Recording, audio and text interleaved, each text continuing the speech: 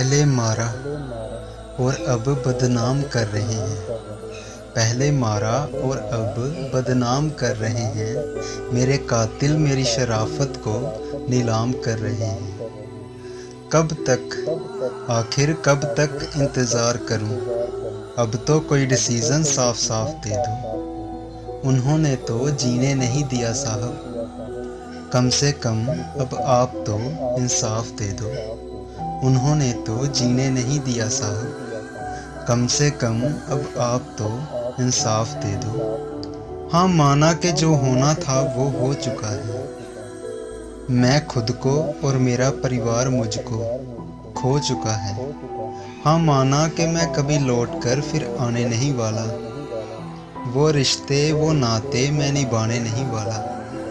फिर भी मेरी रूह की तसल्ली के लिए, फिर भी मेरी रूह की तसल्ली के लिए एक फ़ैसला मेरे कातिलों के खिलाफ दे दो।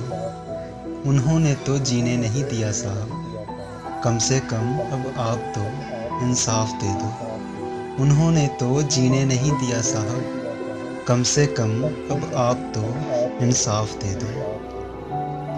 मुझसे देखी नहीं जाती इन चेहरों की उदासी, वो सीली सी आंखें मेरी दीद को प्यासी। मुझसे देखा नहीं जाता मेरे अपनों का रोना, उनका रो रो के अपने ही चेहरों को धोना। ए खुदा सुन रम्मी के जैसों की दुआ, तुम ही मेरे कातिलों को कोई शराब दे दो।